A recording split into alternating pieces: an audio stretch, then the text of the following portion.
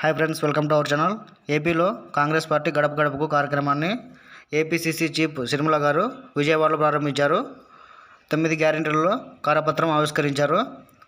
కాంగ్రెస్ ఇచ్చిన 9 గ్యారెంటీలలో మొదటి గ్యారెంటీ రాష్ట్రానికి 10 ఏళ్లు ప్రత్యేక హోదా. కాంగ్రెస్ అధికారంలోకి రాగానే రాష్ట్రానికి 10 ఏళ్లు ప్రత్యేక హోదా, అధికారంలోకి వచ్చిన వెంటనే హోదా అమలు చేస్తామని అన్నారు. అలాగే రెండో గ్యారెంటీ మహిళా మహాలక్ష్మి పథకం కింద ప్రతి పేద మహిళకు ప్రతి నెల 8,500 రూపాయలు ఇస్తామని, ఇది మహిళలకు ఇచ్చే భరోసాని తెలిపారు. మూడో గ్యారెంటీ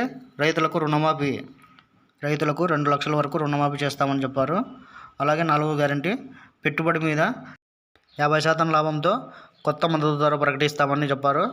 అలాగే ఐదవ గ్యారెంటీ ఉపాధి హామీ పథకం కింద కూలీలకు కనీస వేతనం 400 రూపాయలు ఇస్తామని చెప్పారు.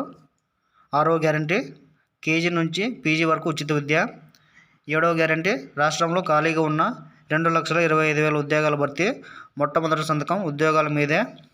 అలాగే ఎనిమిదవ గ్యారెంటీ ఇల్లు లేని ప్రతి పేద కుటుంబానికి మహిళ పేరు మీద 5 లక్షలతో పక్కా ఇల్లు నిర్మిస్తామని చెప్పారు.